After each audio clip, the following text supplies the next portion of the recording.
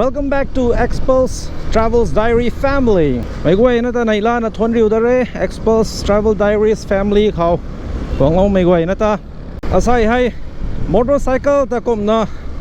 สินสุยนะเจ้าสุยนะเจ้าขโตตัวไม่ลำก็เต้นนะ share เหล่านี้ I'm going to talk about motorcycle care tips why we can't depend only on servicing ไบค์ตาเจ้าสุยนะเจ้าลักกี้นุ่งไอมีตรงเขา smooth สุดนะนี่เท่าโคตรตรงไหนจะต่อ servicing กันนะค่ะควรบำหนุมาไงตัวไม่ลำควายก็เต้นนะ shares เหล่านี้นะเร่กรีก็เข้าไม่ทราบไม่นนนี่ไอ้นี่อาคัดเทก็ไม่แรงเลยนะอากมนะ maintain สุดๆนะส่วนสิ่งข้างโซ่ตัวไม่ไอ้นี่ตัว experience ติ้งกลมกระทุ่มบู traveling ตัวบ้าไม่ตรงเลยนะไอ้ก็มาก็เต้นนะ shares เหล่านี้ตรงเอ๊ะ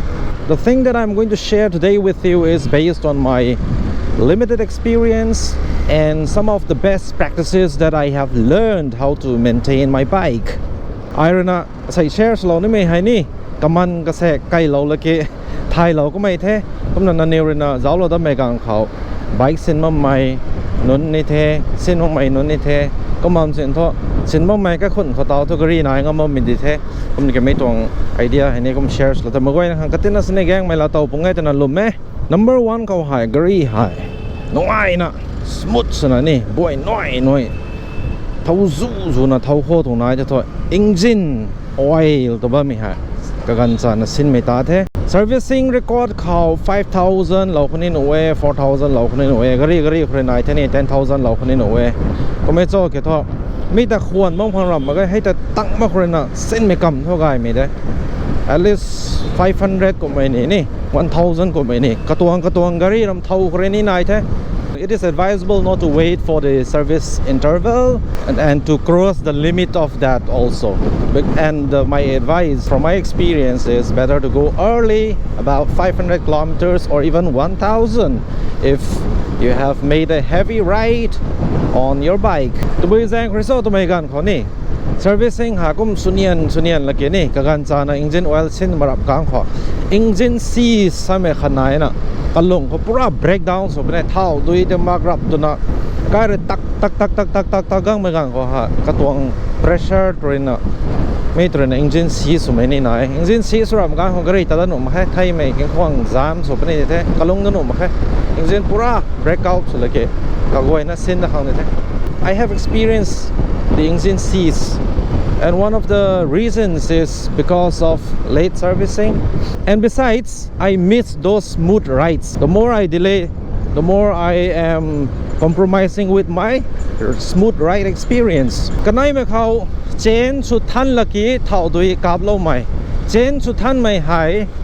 กิโลเมตร300ก็ไม่กันนี่ให้ก็ไม่กันเขาเราไม่ได้150 200นั่งระกับนี่ไม่กันก็ได้สร้างไม่ต้องนั่งรีไทร์เป็นนี่นะเจนแต่ตรงไหนสั่งแค่ตรงไหนตัวนี้ซ้ำก็ติ้งรูคนในเท้าคนในบีตั้งมือของในเท้าคนในก็จะตัวเจนสุดท้ายไม่ได้เข้าตัวนั้นก็ถ่ายไปในเท่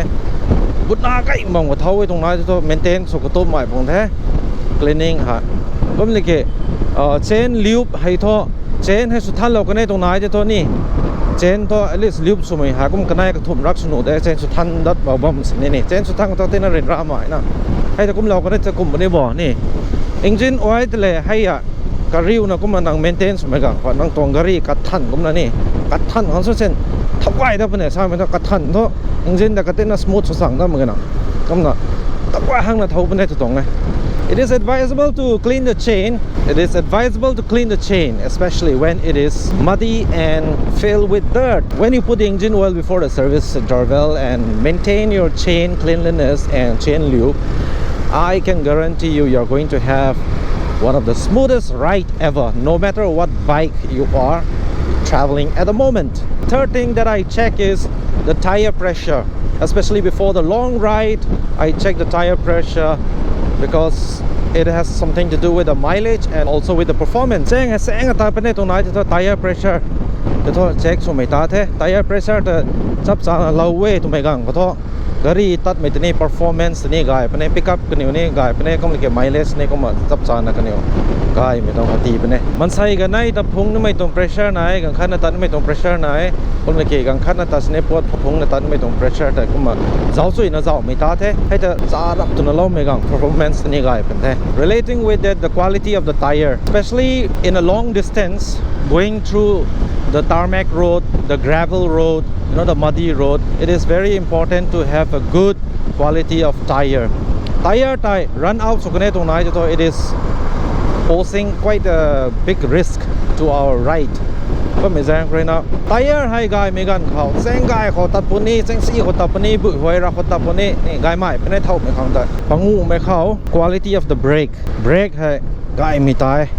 กรีรับไว้นะถุยทิกตัวบางทีนี่เบรกให้เต้นส่วนเราข้างหัวเท่าไม่แต่นี่ปิงตรงนี้เพิ่มไม่แซงเลยนะเบรกตัวกายไม่ตาเท่ there is one thing that one cannot compromise with that is the performance of the brake has to be good and the bite has to be really strong then the confidence of the rider will be increased and you can also handle the panic situations กระดิ่งเขานะไม่หูเขาซิดนี่เขาริงนี่ก็โดกรีนี่ก็โดมันไซนี่ก็โดตะปัดมือกันเขาเบรกให้กายตรงไหนจะโตเซฟสุดปะนี่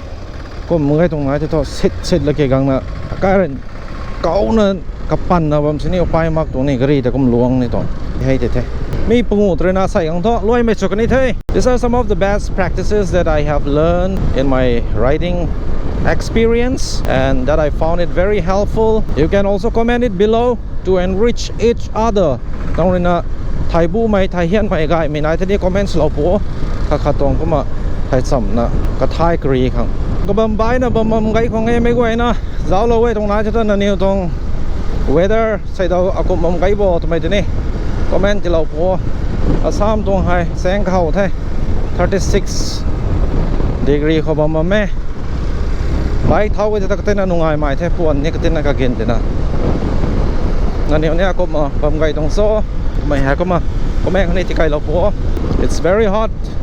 it's about 36 degrees Celsius in Assam. How is the weather in your place? Is it cold? Is it warm? Is it hot? Let me know in the comment box. Thank you for being there. Let us meet up in the next vlog. Go ahead, Nathan. Tunggu the. Kung napadam may vlog ko rin na sa road. Bye bye.